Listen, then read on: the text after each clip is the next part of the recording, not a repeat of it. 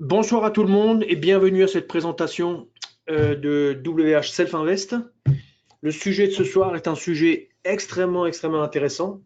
Scalper le DAX et le Dow Jones avec une stratégie solide ou une stratégie relativement fiable, on va dire.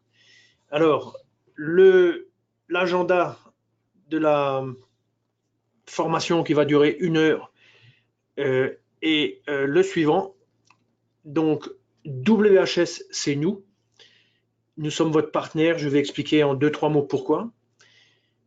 On va parler ensuite du contexte actuel dans le marché, c'est-à-dire, vous allez voir tout de suite quel est le phénomène auquel je fais référence et pourquoi il faut s'adapter. Et le sujet de la présentation de ce soir, cette fameuse stratégie D et D, en fait, pourquoi peut-elle être une solution pour ce marché qui évolue. Puis on regardera un petit peu le résultat de la stratégie parce que on a maintenant un peu une expérience en termes de trading réel, de backtest sur différents instruments, etc. Donc ça va être très intéressant. Alors, en 2 mots, il y a beaucoup d'informations sur cette page, mais il y a une information qui est importante. Toutes les informations sont importantes, mais il y en a une que je veux mettre en avant, c'est la 1, 2, 3, 4, la quatrième, c'est-à-dire notre société n'est pas un market maker, ce qui veut dire que nos intérêts sont alignés avec ceux de nos clients. Pourquoi? Parce que lorsqu'on est un market maker, quand notre client perd, sa perte devient notre revenu parce qu'on a fait le pari que la personne perdrait et donc quand il y a une perte, ça devient notre chiffre d'affaires, tout simplement. Donc lorsqu'on est un market maker, on fait beaucoup de publicité, on ouvre des comptes à presque n'importe qui, pour n'importe quelle somme, plus il y en a, mieux c'est, et plus on se gave, quoi. Quand on est un courtier comme Self Invest, qui n'a pas de licence de market maker, donc légalement, il ne pourrait même pas opérer comme un market maker, dans ce cas-là, ses intérêts sont alignés parce que lui, son intérêt, c'est que ses clients performent. C'est que ses clients soient mieux que, je dirais, les autres investisseurs dans le marché, parce que comme ça, ses clients dureront et ses clients le feront vivre tout simplement. Donc dans ce cas-là, il y a je dirais un parallélisme ou un alignement des intérêts des deux parties, Self-Invest en tant que le courtier qui exécute les ordres et puis le client qui place les ordres. Ok, alors je n'insiste pas sur le reste, mis à part qu'on reçoit beaucoup de récompenses, comme vous voyez sur la gauche, et Xavier, qui est en poste avancé de l'autre côté de la ligne Maginot, pourra vérifier si si le Fuchs Brief, le Deutsches Kundeninstitut ont bien récompensé Self-Invest comme meilleur broker en 2018 et 2019. Ok, alors revenons au sujet de la présentation. Donc, ici, je fais appel à votre sens de l'observation, expérience aussi pour ceux qui font du trading depuis longtemps. Mais de mon point de vue, et j'entends beaucoup de gens qui ont un petit peu ce point de vue, on constate que depuis quelques années, il y a moins de volatilité dans les marchés. Et une des conséquences de cet état de fait, c'est que ça entraîne moins de profit pour les traders. Alors, quand on regarde le graphique qui est sur la gauche, c'est un graphique journalier du futur DAX. Le CFD aurait la même courbe, hein. Et on l'a sur 3 ans, depuis 2017 jusque 2019. Alors, quand vous regardez bien, en fait, c'était jusque vers fin novembre 2019. Mais si on poursuivait, ça serait le même graphique pratiquement aujourd'hui. Quasiment 2 mois après, il n'y a pas grand-chose qui a changé. Alors, en dessous, on a une courbe qui est très intéressante, que vous pouvez même trouver, un indicateur que vous pouvez trouver sur votre plateforme, F_ATR. Et en fait, quand vous le réglez comme je l'ai réglé moi, vous avez en fait la volatilité journalière moyenne mensuelle. Alors pourquoi mensuelle? Parce qu'on a choisi 22 jours et il y a grosso modo 22 jours ouvrables durant des jours, on va dire du lundi au vendredi, hein, donc pas le samedi et le dimanche. Ce sont des jours quand le marché est ouvert, en tout cas pour le DAX. Et quand on en prend 22, ça fait l'équivalent d'un mois. Et donc, cette volatilité moyenne, alors c'est une volatilité journalière exprimée en pourcentage. Donc, quand on regarde sur la droite, c'est-à-dire ici, vous voyez 0%, ou plutôt 0,5%, 1%, 1,5%, 2%. Donc, si on regarde les 3 dernières années, on est, pour ainsi dire, au niveau de à peu près 1%, un petit peu en dessous d'1% ou un petit peu au-dessus, on est autour de 1%. Et quand on regarde, on s'aperçoit que 1%, c'est pour ainsi dire le plus bas. Et si on regarde d'un point de vue historique, et si on allait voir jusque 2008, 2002, 2006, etc., on s'apercevrait qu'on est à un point vraiment bas en termes de volatilité. Alors ça, qu'est-ce que ça a comme on va dire, implication? Eh bien, dans beaucoup de stratégies, on fait des paris un petit peu sur, on va dire, on suit un petit peu la tendance et on la suit de telle manière à vouloir rentrer en position dans le sens un petit peu de la tendance, hein, où on joue un petit peu sur les rebonds, on voit le marché un peu baisser, on pense qu'il va remonter, on essaie de capturer le rebond.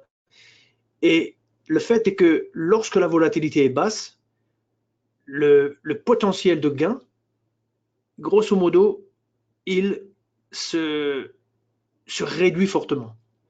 Donc, on a un signal, on veut rentrer en position, on rentre en position, mais on s'aperçoit qu'il n'y a pas de potentiel. Une fois qu'on est en position, notre trade va nulle part, le marché part latéralement. Grosso modo, il n'y a pas grand-chose à capturer. Et quand il y a quelque chose à capturer, ce n'est pas très très grand. Donc, si on travaille sur des unités de temps comme du 30 minutes, du 60 minutes, du 15 minutes, du 20 minutes et ce genre de choses, on s'aperçoit soudainement que par rapport au passé, notre espérance de gain, elle baisse beaucoup, la qualité des trades, elle s'en ressent, et nos stratégies deviennent négatives, ou si elles gagnent plus beaucoup, et c'est un petit peu frustrant comme situation. Alors, dans ce contexte,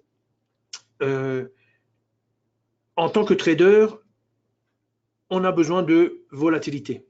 Donc, ce que l'on a trouvé comme solution, qui sort du bon sens, c'est de dire, si on ne trouve pas suffisamment de tendance, suffisamment de mouvement aux échelles que j'ai évoquées, c'est-à-dire 30 minutes, 20 minutes, 15 minutes, etc., dans ce cas, on va descendre dans des unités de temps plus petites. Et ça, c'est un des grands changements par rapport aux autres stratégies qu'on a l'habitude d'étudier et de présenter. Donc, je vais passer maintenant à la solution, de quoi on parle. Et alors, le premier élément, c'est de remplacer en fait le graphique habituel basé sur le temps, 5 minutes, 10 minutes, 15 minutes, 30 minutes, etc. On le remplace en fait par le graphique à envergure absolue, qu'on appelle aussi range bar en anglais. Et ce graphique, il a différentes caractéristiques qui vont en réalité nous créer de la valeur pour nous, traders qui recherchons la volatilité. Alors, de quoi s'agit-il? La première chose, c'est que ce graphique, il est très différent d'un graphique normal, même s'il apparaît comme il ressemble un petit peu à un graphique normal. Mais en fait, qu'est-ce qui se passe avec ces bougies? Eh bien, ces bougies, elles sont indépendantes du temps. Donc, si je prends un cas, je dis par exemple que le prix est au niveau de cette bougie-là, la bougie blanche, ici. Et si le prix part latéralement pendant 10 heures, eh bien, il ne va pas y avoir de bougie supplémentaire après cette bougie que je pointe ici. Tant que le prix reste entre les extrêmes de la bougie, grosso modo, il n'y a pas de bougie supplémentaire. Donc, lorsque le marché est très latéral, l'échelle en bas de temps devient réduite et on s'aperçoit que la largeur du graphique pour la journée devient beaucoup plus petite que d'habitude. On verra ça après avec des exemples concrets. Un autre élément, c'est que, au contraire, dès que au premier tic, c'est-à-dire à la première, au premier rapport par rapport, mais disons, à la première information sur une transaction qui se serait faite en dehors des bandes définies par cette bougie, par exemple, au premier tic vers le haut, se crée une nouvelle bougie. Et si le marché se déplace rapidement, comme par exemple du bas de ce mouvement avec cette première bougie blanche jusqu'à, je sais pas, le haut de ce mouvement, ce qui se passe, c'est que les tics arrivent et très rapidement, on dépasse la taille de la bougie. Et qu'est-ce qui se passe? Eh bien, le graphique dessine des bougies, c'est-à-dire qu'il décompose le mouvement en petites bougies. Ça se fait très très vite, très très bien dans la plateforme NanoTrader. Elle gère ça parfaitement. Et qu'est-ce que ça nous présente comme chose intéressante? C'est que ça nous donne l'occasion de rentrer en position plus tôt que lorsqu'on a un chart, par exemple, en 5 minutes. Si vous avez un chart en 5 minutes, peut-être que tout ce mouvement prend 5 minutes, et dans ce cas, vous pouvez rentrer au sommet. Vous voyez? Si vous rentrez au sommet, il n'y a pas de problème si vous avez encore 2% de variation avant d'atteindre le plus haut de la journée. Mais si maintenant, ça, c'est le plus haut de la journée, parce qu'il y a peu de volatilité, vous êtes rentré très haut, il y a très peu de potentiel pour gagner quelque chose, et grosso modo, vous allez vous faire rien gagner ou perdre. Vous voyez? Donc, le chart envergure absolue, c'est une très grande valeur ajoutée pour le trader et notamment le scalper. Alors, on continue. En bas, j'illustre comment afficher un chart en envergure absolue. Ça fonctionne pour les CFD comme pour les futurs, bien sûr. OK. Alors, il y a un deuxième élément. C'est un élément qui est un peu comment dirais-je, c'est un peu un principe de base dans ce que l'on fait. C'est-à-dire, c'est la notion on veut avoir une indication sur la direction des prix. Donc, on est dans une unité de temps très petite. Et dans cette unité de temps petite, il y a des tendances qui sont certes courtes, mais pour notre échelle, ça va. Tant qu'elles ne sont pas trop courtes, trop petites, et on verra ce qu'on entend par petite ou pas, eh bien, il y a des mouvements et on veut trader dans le sens des mouvements. Donc, il nous faut un indicateur. On a un super trend qui est en train d'évoluer vers un super trend, on va dire une variation de super trend. Donc, pour le moment, là, on voit sur l'image super trend, mais je dirais dans les semaines qui viennent, ça sera sûrement un peu légèrement différent.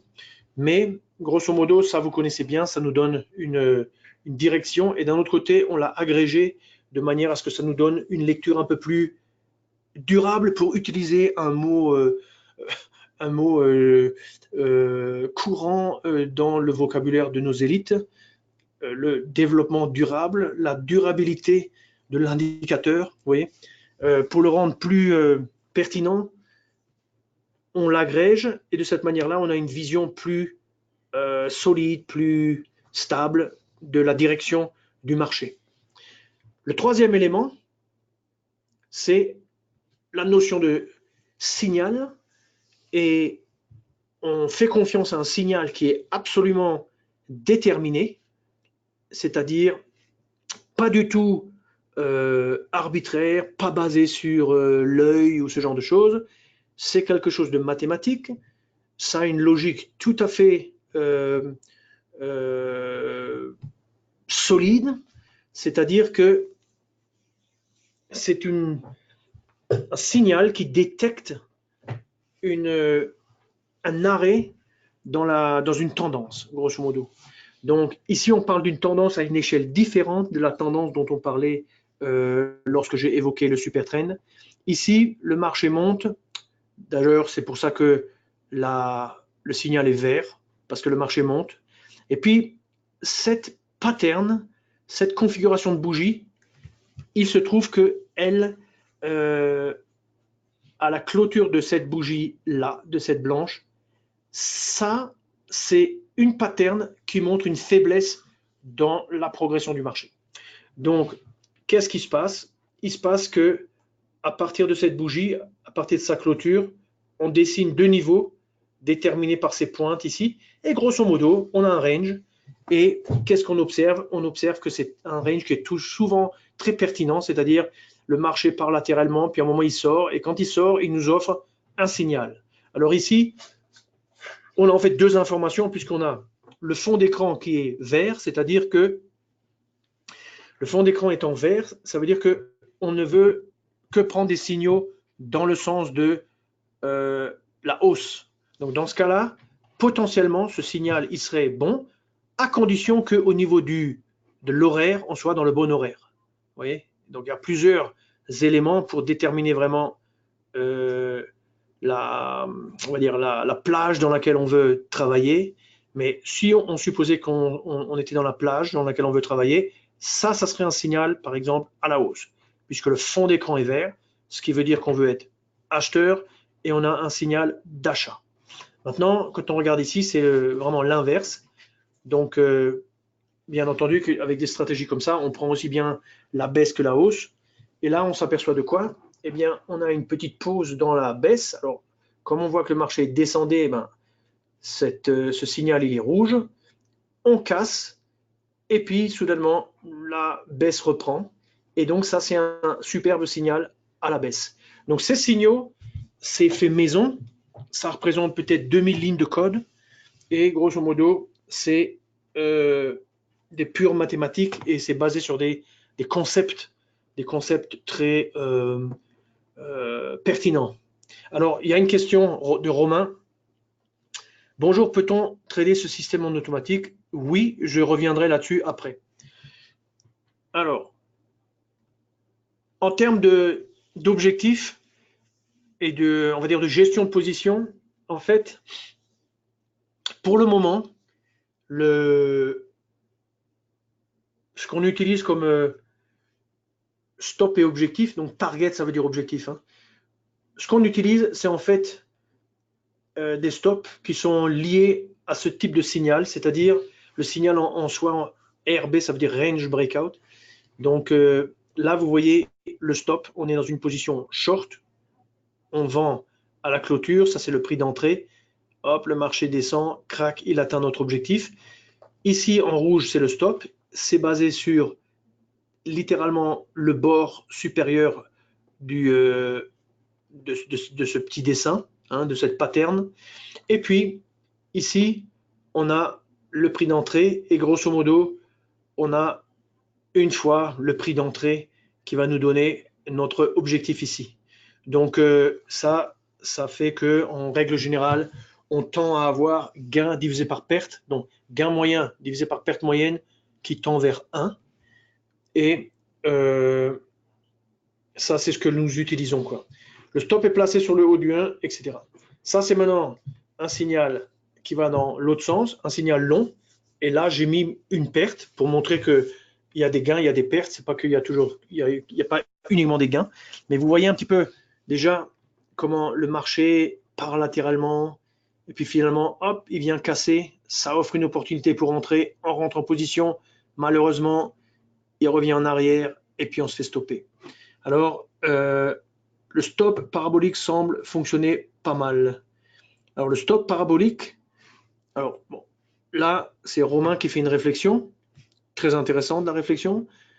Il questionne d'une certaine manière la pertinence d'avoir un autre type de stop.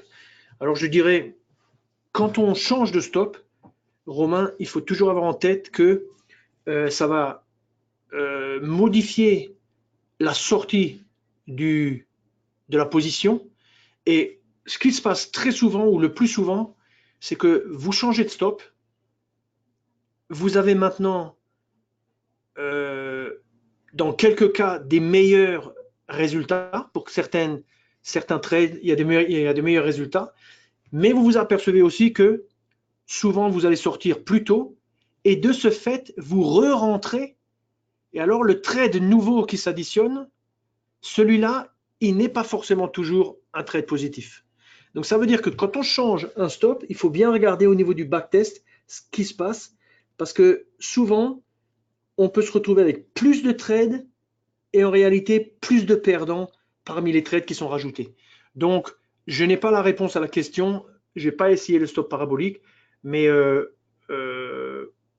disons, avec mon expérience, je peux dire que je ne serais pas surpris si on essaye quelque chose d'autre, d'avoir ce genre on va dire, de déconvenu. Plus de trades, moins de résultats, quoi. Mais il n'y a que le résultat qui compte, donc il faut l'essayer. D'accord? Est-ce intéressant d'utiliser le stop high-low? Eric, ça c'est un peu la même question, c'est-à-dire il y a une infinité de stops, hein. Donc on peut utiliser ce qu'on veut en termes de stop, il n'y a que le résultat qui compte, donc on va revenir un petit peu plus loin quand on va un petit peu évoquer le côté un petit peu backtest, mais on va revenir sur ces questions. Alors, avec ce que l'on vient de définir là, c'est-à-dire l'environnement dans lequel on opère, une notion on va dire d'indicateur de tendance, un stop, un signal qui nous refait rentrer dans une tendance qui avait stagné ou qui nous fait rentrer sur un rebond, ça c'est très très important. Et puis stop target fixe, c'est relativement simple, bien que c'est quand même basé sur le signal, puisque la définition du risque implique le bord supérieur, prix d'entrée, bord supérieur, fois 1 pour le target. Donc, c'est quand même un stop spécial, c'est pas quelque chose de n'importe comment. Il faut absolument backtester, ça c'est clair. Yves qui fait le philosophe, c'est la loi de Dao. Excellent, quoi. Alors, résultat de la stratégie. Alors, avant de parler de résultat de la stratégie, est-ce que je ne devrais pas montrer la stratégie peut-être? Parlons de résultat de stratégie parce que j'ai quelques infos sur ce dont on parle. Alors, quelles sont les heures les plus volatiles? Alors, oui, avant de parler vraiment d'application, il y a une question qui se pose et nous avons créé parmi les, on va dire, dans le répertoire propositions, proposals ou propositions, on a créé ce qu'on appelle le Hourly Volatility Histogram. Donc, vous voyez, j'ai mis en bas l'endroit, c'est dans les modules d'études, WHS Proposal, ça c'est quand c'est en anglais. Hourly Volatility Histogram, donc c'est la volatilité horaire, donc c'est la volatilité entre 8h et 9h du matin, entre 15h et 16h de l'après-midi, vous voyez, et puis présenté sous forme d'histogramme. Alors, on regarde ici, on a le DAX et le Dow. Alors, je rappelle que la stratégie, elle s'appelle D et D, et ça vient en fait de DAX et Dow. Parce que DAX et Dow, ce sont les futurs pour lesquels on a trouvé que ça marchait pas mal, voire bien. Et pour beaucoup d'autres contrats, ça ne marchait pas bien. Donc, c'est pour ça qu'on a retenu D et D pour DAX et Dow. Alors, ici, on a le DAX. Vous voyez, il y a marqué 240, ça veut dire 240 jours. Donc, 240 jours, c'est pas très loin d'une année en termes de journées ouvrées. Et 52 semaines fois 5 jours, moins les jours fériés, bon, on doit être vers 250, à peu près 240, 250. Donc ça, c'est comme une moyenne annuelle. C'est-à-dire, on a pris par exemple, là on prend l'heure de 8 heures, entre 8 et 9. On mesure la volatilité en pourcentage, c'est-à-dire le prix haut moins le prix bas divisé par le prix d'ouverture. Ça nous donne une valeur en pourcentage. On a 240 valeurs. On fait la moyenne des 240. On utilise une moyenne exponentielle pour ça. Et grosso modo, ça nous donne un chiffre qui est ici 0,25%. Vous voyez, un quart de pourcentage. Ça, c'est pour l'heure de 8 heures. Alors, grâce à ce calcul, on regarde et on s'aperçoit de quelle est l'heure ou les heures les plus volatiles. Et là, sans conteste, c'est l'heure de 9 heures. Donc, l'ouverture du marché, 9 heures, 10 heures, donc 9 heures à 9h59. Ça, c'est l'heure vraiment, si on veut scalper, ça c'est l'heure dans laquelle il faut scalper, quoi. Ça sert à rien de scalper à 19 heures ou à 5 heures du matin. Mais par contre, de 9 à 10, ça c'est excellent. 10 à 11, c'est pas mal aussi. Et 10 à 11, vous voyez, c'est un niveau qui est équivalent à 15, 15, 16, on va dire 15, 17 l'après-midi. Donc 15, 17, c'est pas mal, mais quand même, le 9, 10, c'est quand même plus fort, quoi. Donc nous, on en a conclu que pour le DAX, on a tradé en fait entre 9h et 1h de l'après-midi. Alors, ensuite, ici on a le Dow, donc c'est le futur Dow Jones. Et lui, clairement, c'est l'après-midi. Donc 15h. À partir de 15h, en réalité 15h30, hein.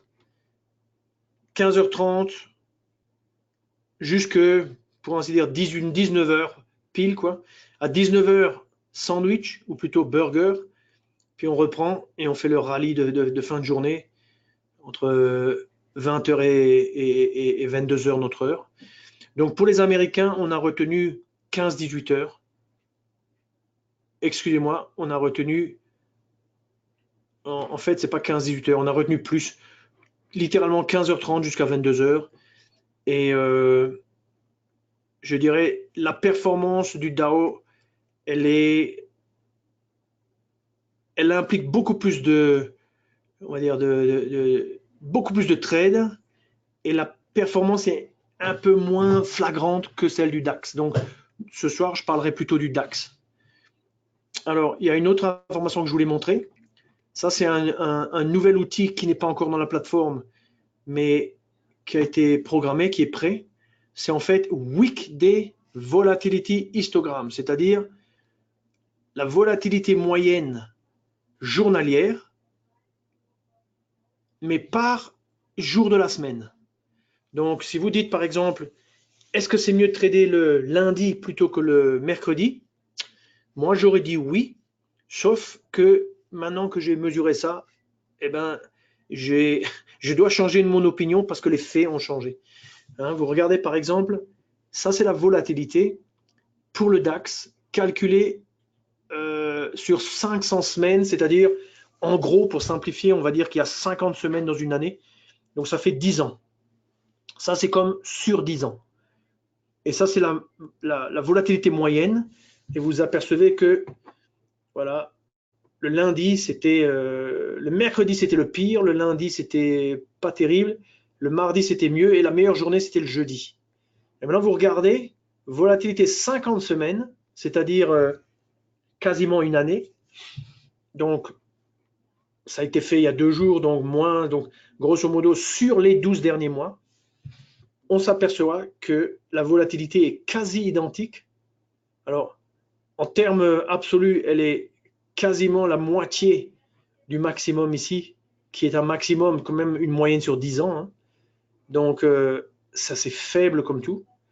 Et puis d'un autre côté, tout est volatile, tout est peu volatile, c'est-à-dire aussi bien le vendredi que le mercredi, que le mardi, que le lundi. Le lundi, il y a peut-être, je sais pas, entre 1,30 à comparé à un 20, c'est-à-dire il y a peut-être 10% de volatilité en plus, mais c'est rien du tout, quoi. Donc ça, c'est des informations très intéressantes. Ça veut dire que pour nous, en termes de, par exemple, de trading automatique, ça veut dire qu'on peut trader en mode automatique chaque jour de la semaine. Hein. Si on avait eu un résultat dans lequel on avait eu, je ne sais pas, une volatilité inférieure de moitié aux volatilités du milieu de la semaine, clairement, on aurait pu dire, ben, on ne fait pas le lundi, quoi. Mais là, il n'y a pas de raison parce que les faits nous disent que c'est pas moins volatile un lundi qu'une autre journée. Ok. Alors, on va fermer temporairement. Voilà, on va monter sur la plateforme. Alors, dans la plateforme, alors bon, moi j'utilise toujours le DAX parce que j'aime le futur DAX, etc. Mais après, je montrerai, on peut aussi faire ça avec les CFD.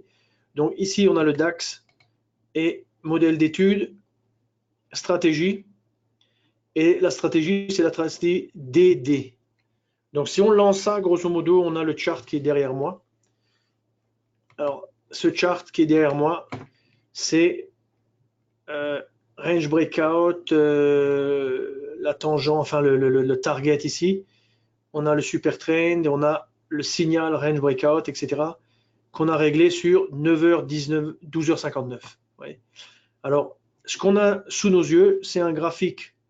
J'ai pris un envergure absolue de 5 points. Vous voyez là-haut, 5 points. Et ça correspond à la journée du 9, c'est-à-dire la journée du 9, c'était jeudi dernier. C'était exactement il y a une semaine. Alors, là, on voit que on a 8h, 8h40, donc 9h.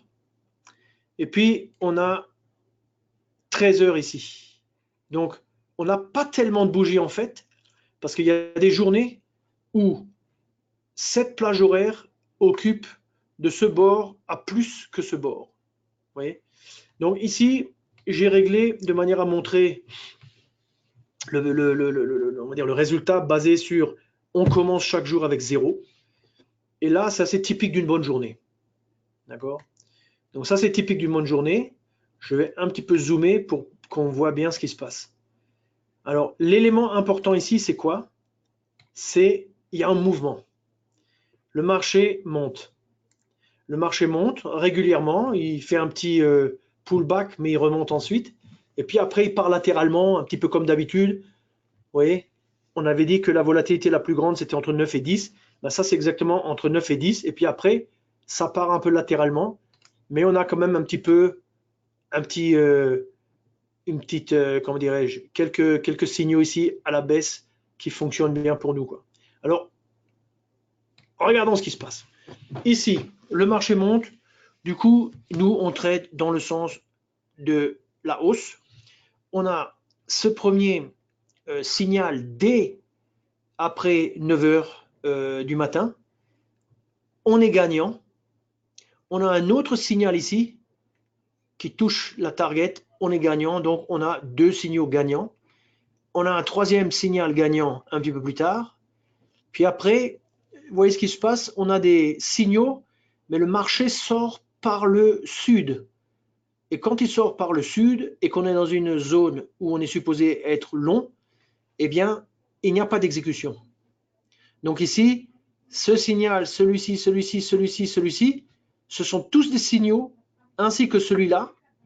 Ils donnent des sorties opposées à la direction que l'on veut trader. Ici, on est même avec un signal à la hausse, mais le filtre de tendance a changé et maintenant, on est à considérer des trades à la baisse. Alors Ludovic demande pourquoi des boîtes vertes ou rouges? Alors, pourquoi des boîtes vertes? Parce que quand le marché monte, par exemple ici, je zoome ici, vous voyez, le marché monte. Ludovic, il n'y a pas de conteste. Les quelques bougies qui précèdent ici, elles montent. De ce fait, on est ici dans une situation de tendance à la hausse, même si c'est très court. Ça, c'est une tendance à la hausse. Et cette configuration de bougie, par définition, c'est un signe de faiblesse. Je ne vais pas rentrer dans les grands détails, mais je peux vous dire, à l'œil, c'est un signe de faiblesse. Donc, comme le marché montait, le signal, il est vert, parce que c'est un signal qui suit en fait un mouvement haussier. Ok? Si je prends maintenant la bougie qui précède,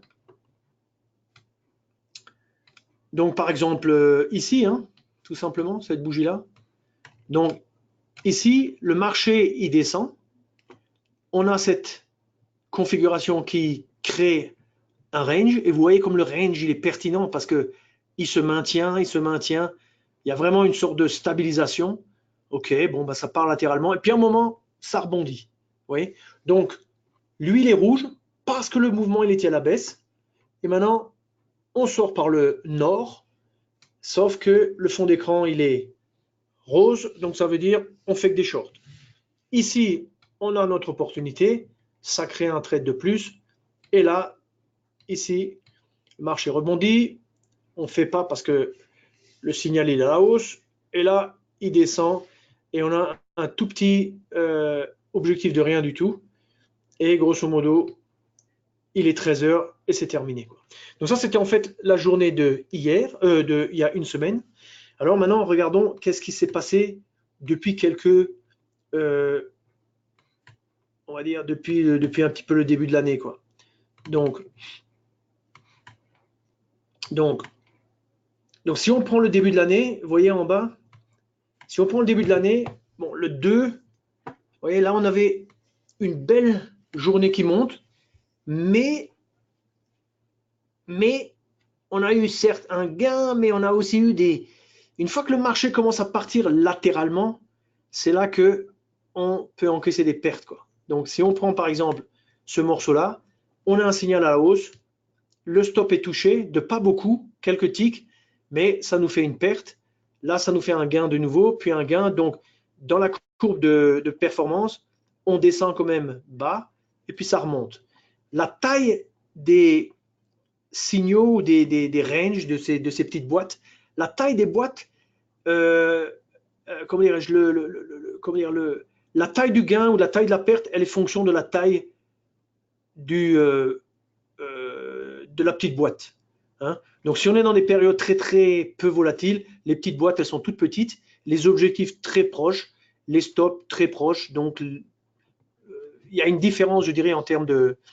il y a une différence en termes de ce qu'on peut espérer gagner ou perdre. Mais grosso modo, ça va tourner autour des 300. Si je suis sur un DAX, hein, si maintenant je suis sur un Germany 30, il faut calculer avec le nombre de points, etc. Il faut diviser par 25. Ok, alors, vous voyez, donc là, on a une belle journée qui monte, mais on termine avec quasiment zéro. Vous voyez que ici, là, on a une belle journée qui descend, et là, ça capture. Tac, tac, tac, tac. Un trade après l'autre, ça capture. Donc, ça, c'est le genre de journée, et c'est relativement courant. Hein. Vous regardez ce qui se passe à 9 heures, le marché part juste tout droit dans une direction ou une autre. Si vous êtes en position, vous capturez. Ça, j'ai pu l'observer dans mon trading automatique. Après, voilà, donc là, on a un très bon début d'année. Alors maintenant, on regarde un peu au niveau de... Voilà. Alors là, vous voyez ici, la journée dans le 10. Le 10, donc le 10, c'était vendredi dernier. Alors là, vous voyez, qu'est-ce qui se passe? Typique. Vous voyez déjà, comme il y a très très peu de trades, le marché, il est grosso modo latéral toute la journée. Donc, on est en haut, ça c'est comme une résistance. On vient taper la résistance, on perd. En bas, on tape le support, on perd. On remonte, on perd. Ah, on gagne. Mais grosso modo, on est à zéro. Vous voyez?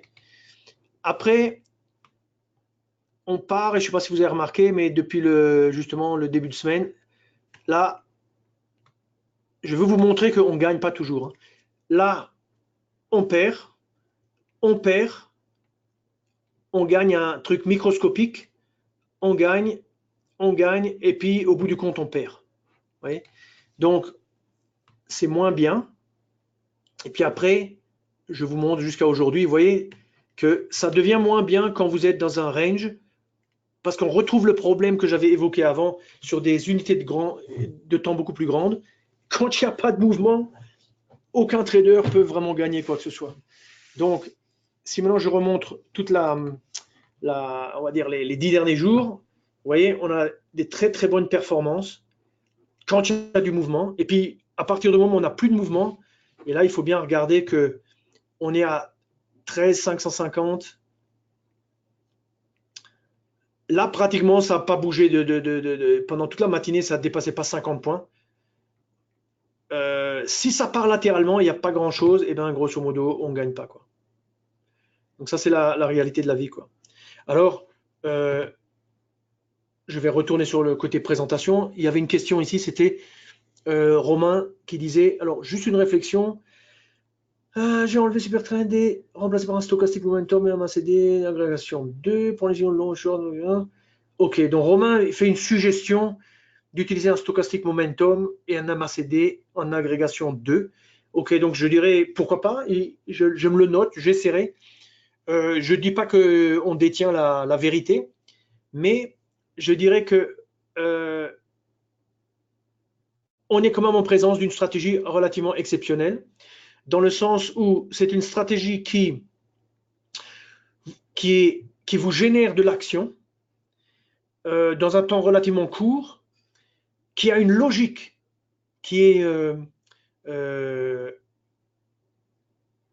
une logique, on va dire, qui respecte des fondamentaux. Un des fondamentaux, c'est je trade dans le sens de la tendance. Ouais, ça, c'est quelque chose de très puissant. Puis le signal en lui-même a une qualité quand même remarquable d'arriver à nous faire rentrer dans des sortes de pauses. On a une tendance, une pause, hop, ça repart. Donc ça, c'est quand même exceptionnel. Il faut arriver à construire ce genre de choses. Et je vais retourner sur le côté de la présentation. Et là, bon, ça, je vous laisserai regarder demain, on va dire, qu'est-ce qui est disponible, etc. Le DAO, ok. Alors là, on a quelques charts qui datent du mois de novembre sur le futur DAO. Alors regardez le futur DAO. Donc on est sur du 5 points de span. Là, on parle depuis septembre. Je dois dire qu'on est sur l'affaire on va dire, depuis octobre-novembre, quoi. Et ici, on a une stratégie différente parce que vous voyez, en termes de stop, on a 20 points. Et en termes de target, on a 20 points. Et on a le fameux profit lock stop dont on va, si on a le temps, on en parle un petit peu. Donc, on a une gestion de position différente, mais on a le même concept. Là, on est sur le DAO, en fait. Veuillez m'excuser, on n'est pas sur le DAX, on est sur le DAO. Donc, le DAO, ici, en l'occurrence, 15h, 18h. Donc, ça, c'est relativement court. C'est vraiment l'ouverture du marché. Donc là, on avait une performance qui était quand même pas mauvaise. Mais après, vous voyez, là, ça part un peu latéral. Donc, il faudrait tester aujourd'hui ce que ça vaut. On avait quand même beaucoup de trades gagnants. Vous voyez, 70% trades gagnants. Vous voyez. Donc, je dirais à essayer. Ici, un résultat sur le DAX. Alors là, ça a l'air beaucoup plus impressionnant. On a de nouveau fix stop, fix target. 9h, 13h. Et alors là, vous voyez quand même la performance. Donc là, on tend vers 60%. Et gain moyen sur perte moyenne, c'est 1. Donc c'est vraiment, on tend à gagner plus qu'à perdre. Ouais. Aujourd'hui, plutôt difficile sur le mini DAO. Le mini DAO, aujourd'hui, je ne vous recommande pas de faire le mini DAO. Le mini DAO, on peut le faire, mais il faut être beaucoup plus. On ne peut pas juste faire tourner en automatique et fermer les yeux. Il faut mettre des targets en termes de si dans la journée j'arrive à faire 300, je sors, quoi, grosso modo. Oui, il faut mettre des targets un petit peu comme ça, parce que sinon on risque d'avoir beaucoup de trades et avec les commissions, etc., on ne gagne pas assez après pour vraiment couvrir tout ça. Donc c'est moins intéressant. Et peut-être que le DAO n'est pas le plus volatile d'un point de vue historique. Le jour où le DAO redevient beaucoup plus volatile, tout le jeu est différent. Donc vous voyez, ça c'est un superbe backtest. Et on va regarder sur la plateforme. Beaucoup de boîtes autour de points pivots et niveaux symboliques. Ouais. Alors là, Germany 30. Bon, là, c'est une copie d'écran. Donc là, on avait tradé en automatique le Germany 30. Et c'était pour montrer que ça marchait aussi avec le Germany 30, même sur le chart. Le chart est très différent du chart futur parce que premièrement, la valeur ici est basée sur l'indice alors que le futur, c'est le futur. Donc il y a au moins, je ne sais pas, 10, 20 points de différence. Donc ce n'est pas du tout les mêmes prix. Par contre, si un DAX, il fait 1% de variation, vous voyez, entre 13 000 et 13 160, allez, 1, je sais pas, 2% de variation, eh ben, en futur ou en CFD, le chart va représenter le pourcent de variation. Donc ici, du moment qu'on a une baisse, on va dire régulière, là, paf, paf, paf, on capture des choses. Ici, on capture des choses aussi. Et donc, on avait gagné, je ne sais plus combien, mais c'était une journée gagnante. Et sur les futurs, ça avait gagné. Et là, ça avait gagné aussi, quoi. C'était le 21 novembre. Quoi. Donc, alors, je reviens maintenant sur le graphique. Et là, dans le graphique, je monte le Germany 30. Alors, le Germany 30, il a moins d'historique.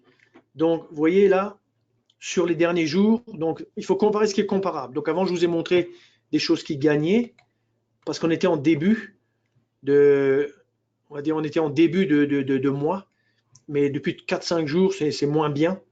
Par exemple, hier, vous voyez ça, là. Donc moi, je trade ça en mode automatique sur les futurs. Et effectivement, cette semaine, la semaine dernière, j'ai fait 2000 avec le futur, hein, le grand futur DAX. Et cette semaine, maintenant, je suis à moins 700. Donc, mais au mois de décembre, j'ai fait des semaines 2000, 1500, peut-être une fois moins 500 de pertes. Mais donc, depuis le début, je suis en gain sans aucun contexte, quoi. Et ça date quand même depuis allez, un bon mois, au mois de décembre. Alors, ensuite, il y a aussi un autre contrat qui est intéressant à trader, c'est le mini DAX.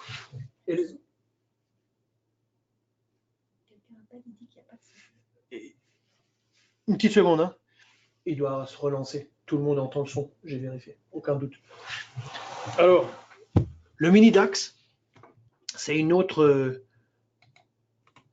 voilà, c'est une autre bestiole. Donc, c'est pas exactement les mêmes graphiques qu'avec le grand DAX. D'un autre côté, comment dire, sur le mini DAX, le contrat mini DAX, c'est 1 point d'écart, alors qu'avec avec le DAX, c'est 0,5. À mon avis, ça joue, mais néanmoins, sur un peu plus une période plus longue, c'est quand même positif. Vous voyez. Donc, je dirais, les meilleurs résultats, ils sont avec le grand DAX. Et je vais vous montrer maintenant un petit backtest. Donc, ça, c'est un backtest maintenant. Donc, qu'est-ce qu'on a ici? Alors, ça, c'est... Alors, est-ce qu'on est sur le bon... Je m'attendais à un autre graphique. Est-ce qu'on est sur le bon contrat?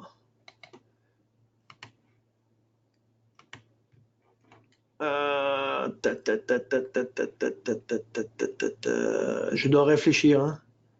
Je dois réfléchir. Il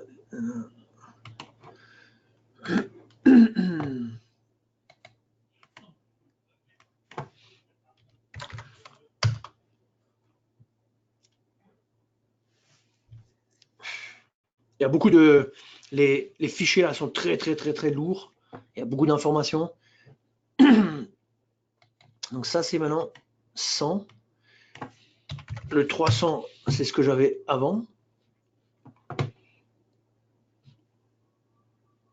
Suspense. Vous voyez là, toute cette période-là, depuis le mois de novembre, on est dans une sorte de range.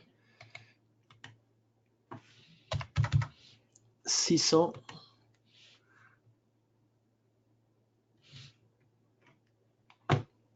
Donc on charge.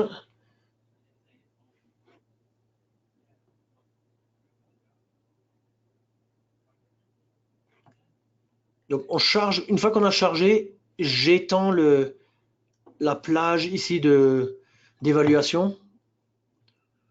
Donc voilà. Voilà, en fait c'est ça quoi. Ok, donc en fait, qu'est-ce qui s'est passé? Je zoomais en fait sur peut-être quelque chose comme ça qui m'a perturbé. Mais en fait, c'est plutôt ça que je voulais montrer, quoi.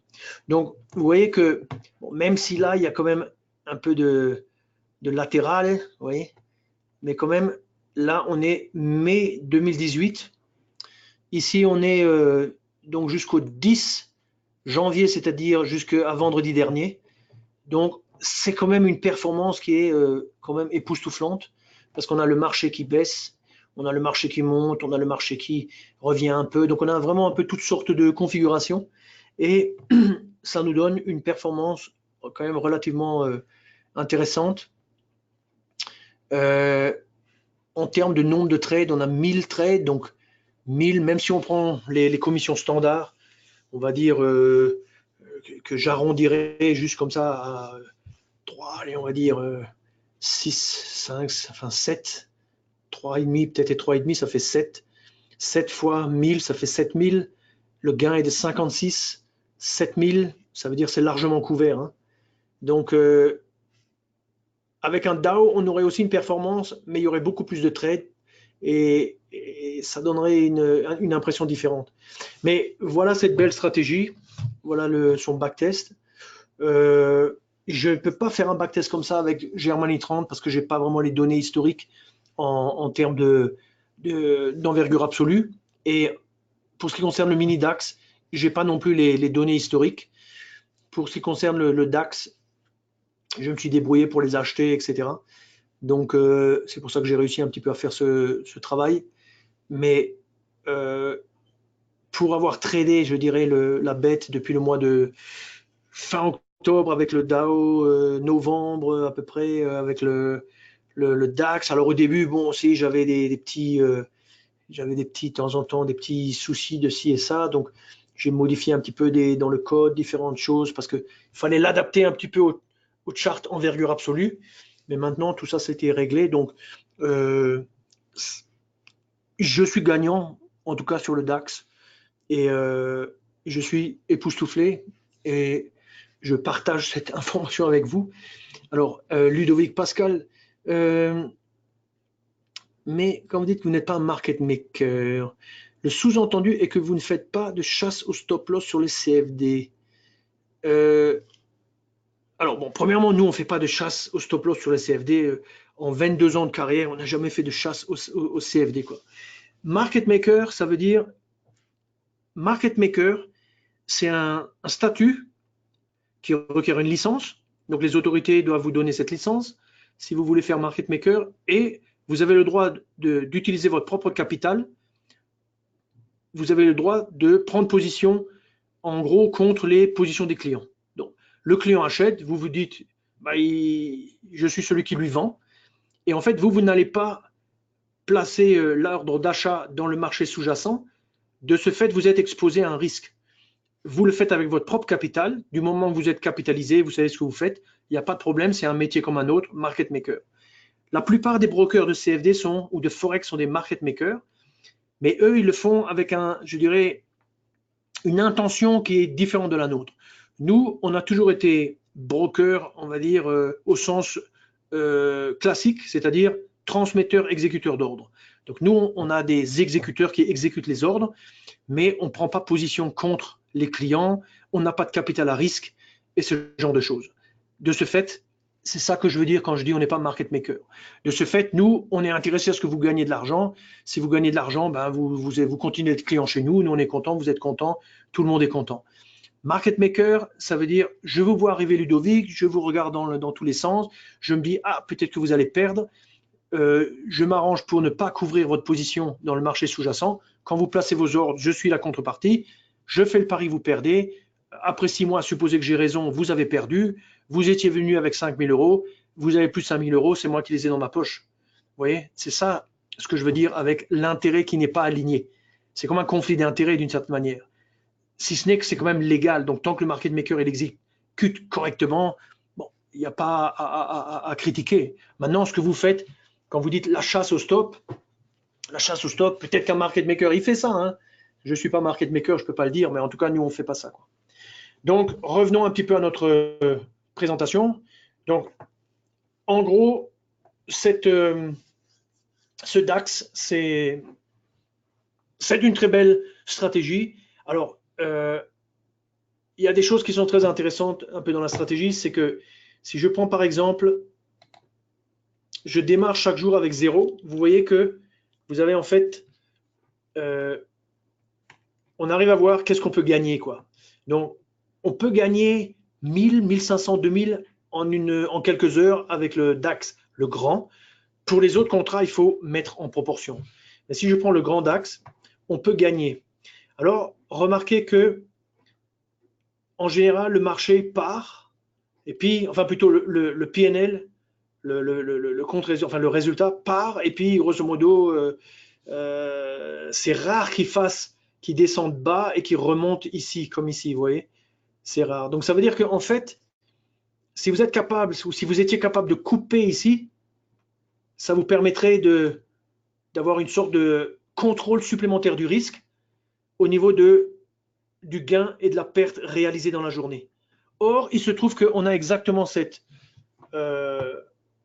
fonctionnalité et ça s'appelle le safety net. Donc, c'est ici dans safety net. Donc, on met safety net. Alors, safety net, ça ne marche pas en backtest, mais ça marche que en temps réel et ça ne marche pas avec les CFD, ça marche que avec les futurs. Vous voyez, vous pouvez dire, par exemple, perte maximum, vous dites par exemple 750. Drawdown, je ne l'utiliserai pas. Target, vous dites par exemple, allez, 1500 par exemple. Donc, si maintenant, en cours de journée, vous cliquez là-dessus, vous dites, si maintenant en cours de journée, en cumulé, j'ai atteint 1500, je sors de position. Si maintenant en cumulé, après peut-être 2-3 trades, j'ai perdu 750, j'arrête tout de suite.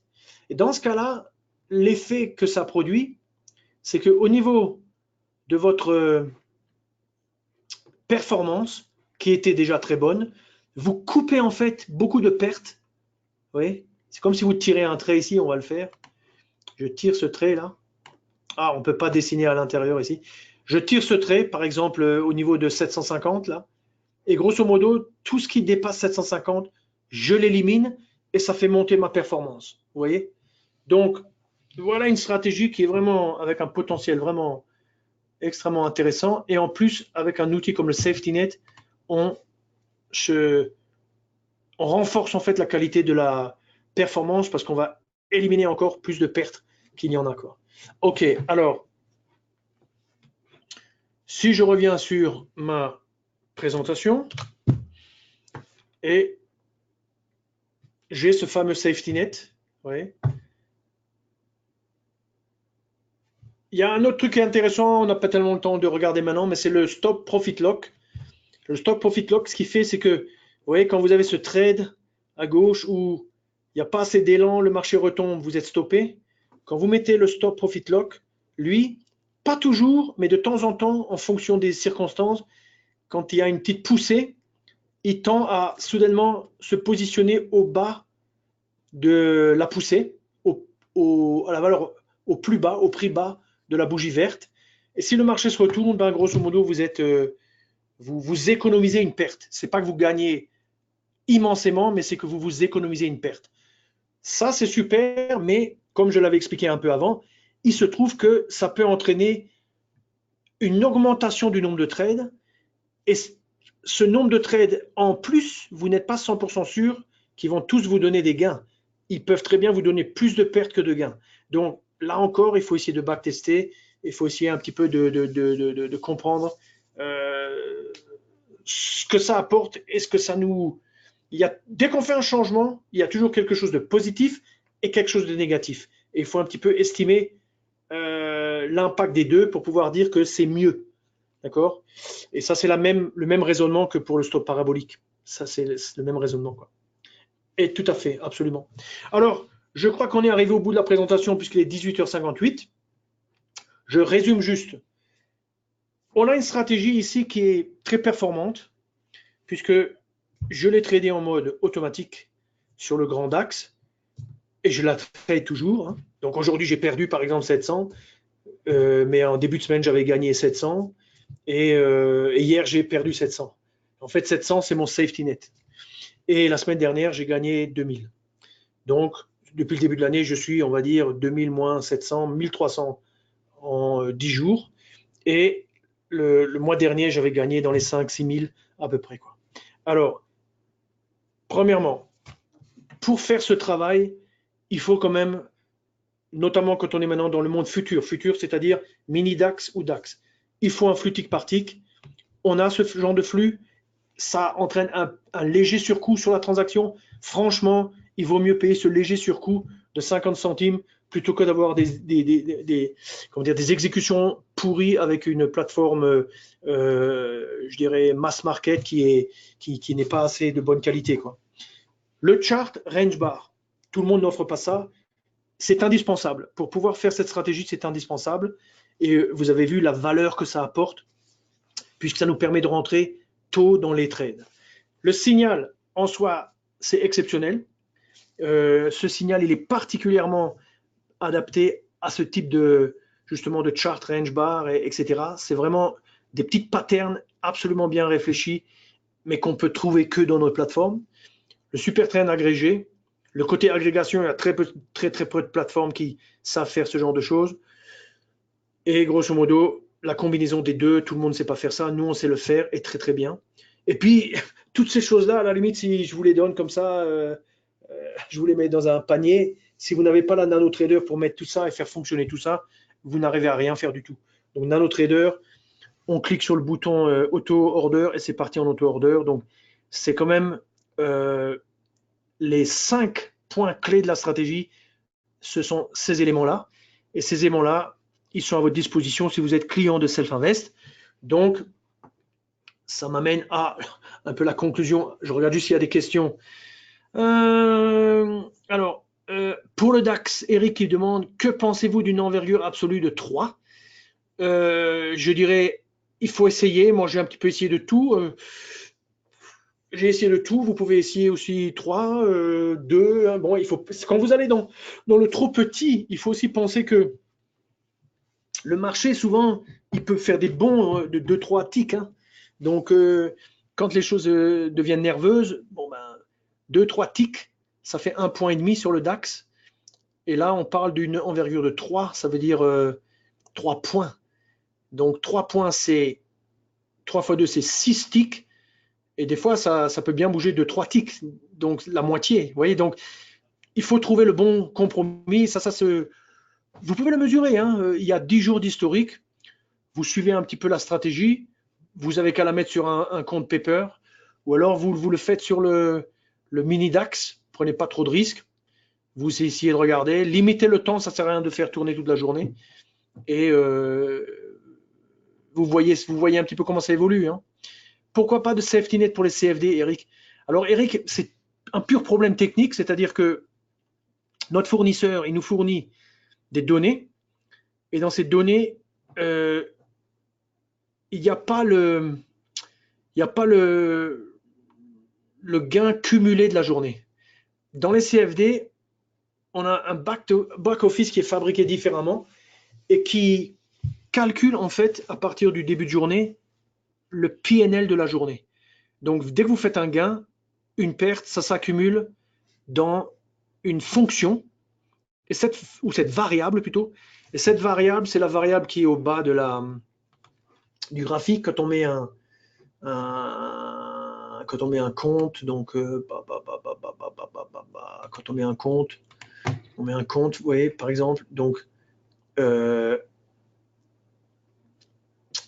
là vous avez cumul PNL, ouais, cumul PNL, grosso modo, la plateforme automatiquement elle calcule ça, c'est pas elle qui calcule, c'est le back office, et le safety net il est basé sur cette information. Dans les CFD, dès que vous faites un gain ou une perte, ça impacte directement le cash. Donc le cash, du coup, absorbe directement le PNL. Il évolue directement. Alors qu'avec les futurs, c'est qu'à la fin de journée que le cash sera mis à jour. C'est pour ça que ça ne marche pas comme ça. Voilà. Donc, je suis arrivé au bout, 19h04. J'espère que vous trouvez ça intéressant. N'hésitez pas, je dirais, à faire un petit peu vos tests et à vous mouiller un petit peu. C'est très intéressant. C'est pas tous les jours qu'on voit ce genre, je trouve, de stratégie. Et en plus, c'est très intensif. Donc, moi, je fais du trading automatique depuis longtemps sur des stratégies plus, on va dire, c'est plus du day trading. Un signal par jour, un signal par semaine, un signal tous les 2 jours. C'est pas super intense. Des fois, je me dis que sur une semaine, j'ai fait plus de trades sur le DAX que durant toute l'année. Et donc, je trouve ça vraiment très prenant. Je partage ça avec vous. Faites bon usage si ça vous intéresse. Et puis sur ce, je vous souhaite une très très bonne soirée. Et puis, on se tiendra, on va dire, informé réciproquement de l'évolution de cette stratégie durant le cours d'année parce que je pense qu'elle va faire des émules, quoi. Allez, sur ce, une bonne soirée à tout le monde. Et puis, à la prochaine.